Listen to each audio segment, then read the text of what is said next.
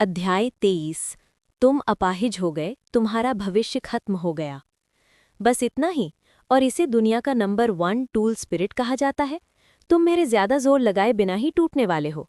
अगर मैंने थोड़ा और जोर लगाया होता तो क्या तुम टैंक सैन मौके पर ही मेरे हाथों अपाहिज नहीं हो जाते?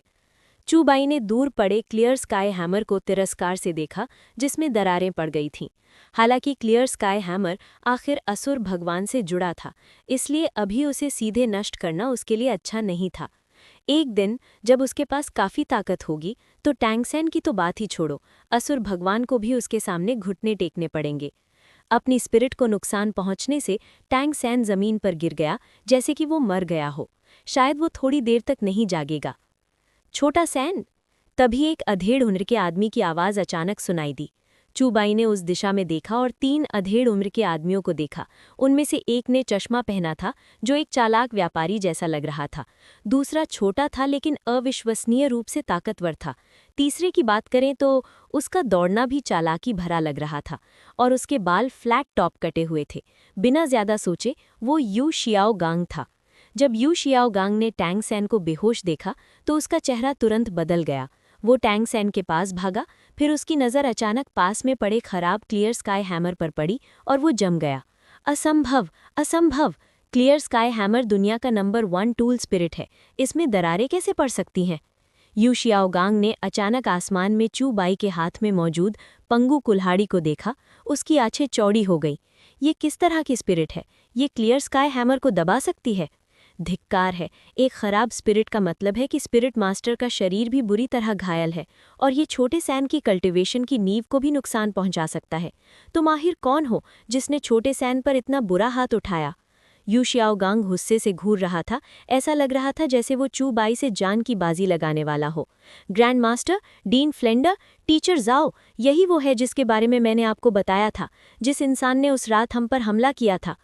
दाई मोबाई, जिसमें अभी भी लड़ने की ताकत थी, उसने जल्दी से फ्लेंडर को बताया। फ्लेंडर एक स्पिरिट सेंट था। वो चूबाई जैसे मामूली स्पिरिट एंसेस्टर से कैसे डर सकता था? ये वही है। मुझे उम्मीद नहीं थी कि वो इतना जवान होगा। इस समय फ्लेंडर भी गुस्से से भरा हुआ था।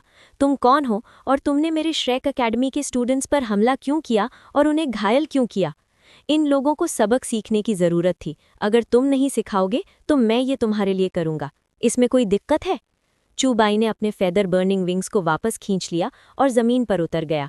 यू शियाओगांग ने चूबाई के पीछे शानदार फेदर बर्निंग विंग्स को देखा और फिर से हैरान रह गया।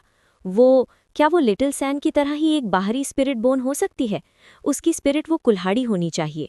ये बुरा हुआ। लिटिल सैन उस इंसान का बेटा है। अगर उसे पता चला कि लिटिल सैन मेरे सामने इस तरह घायल हुआ है तो मुझे डर है कि वो इंसान मुझसे झगड़ा करने आएगा। फ्लेंडर और जाओ वूजी के चेहरे काले पड़ गए। घमंडी बच्चे, क्या तुम्हें लगता है कि तुम हमारे श्रेक अकेडमी के स्टूडेंट्स को लेक्चर देने के लायक हो? वजह कुछ भी हो, तुमने मेरे स्टूडेंट को घायल किया है और तुम्हें इसकी कीमत चुकानी पड़ेगी। चूबाई हंसे बिना नहीं रह सका। क्या श्रेक है? कोई हैरानी नहीं कि उनके पास ऐसे स्टूडेंट्स हैं। लगता है कि टीचर भी सब एक ही तरह के कचरा हैं। बच्चे, क्या तुम मौत को बुला रहे हो? जाओ हुलजी ने अपने अंदर की जबरदस्त ताकत को बाहर निकाला और उसके पैरों के नीचे की जमीन टूट गई। जबरदस्त ताकत के साथ जाओ वूजी ऊपर कूदा, पहाड़ जितनी भारी ताकत से मुक्का मारा और उसे चूबाई की तरफ नीचे घुमाया। उसे बहुत भरोसा था, वो एक स्पिरिट सेंट था। एक स्पिरिट सेंट? हाँ, चूबाई ने ताना मारा। दूसरी spirit skill, chaos body protection. उसके शरीर के चारों ओर केओस ऑरा जमा हो गया, जिसके बाद पांगु कुल्हाड़ी से एक शानदार रोशनी निकली। हवा में एक बहुत पुरानी आभा फैल गई। एक पल के लिए आसपास की हवा जम गई, जिससे सांस लेना मुश्किल हो गया। तीसरी स्पिरिट एबिलिटी, 8 विनाश। पांगु कुल्हाड़ी अचानक चली और उससे निकलने वाली केओस लाइट तेजी से घनी हुई, जिसमें चूबाई की अपनी शक्तिशाली स्पिरिट पावर थी, जिससे एक अदृश्य एनर्जी ब्लेड निकला, जिसने जोरदार आवाजें पैदा की और उसके सामने की जमीन फट गई। बूम!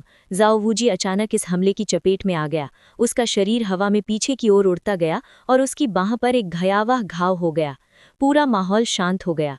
क्या तुम्हें यकीन है कि ये फिक्स्ड फाइट नहीं है? एक स्पिरिट सेंट को एक स्पिरिट एंसेस्टर ने घायल कर दिया। ये कैसे मुमकिन है? जाओ वूजी ने डर के मारे कहा। हालांकि उसने अपने शरीर की रक्षा के लिए सिर्फ अपनी स्पिरिट पावर का इस्तेमाल किया था, लेकिन उसे एक स्पिरिट एंसेस्टर तोड़ नहीं सकता था। तुम इस इंसान को स्पिरिट एंसेस्टर कहते हो? तो फिर मैं कौन हूँ?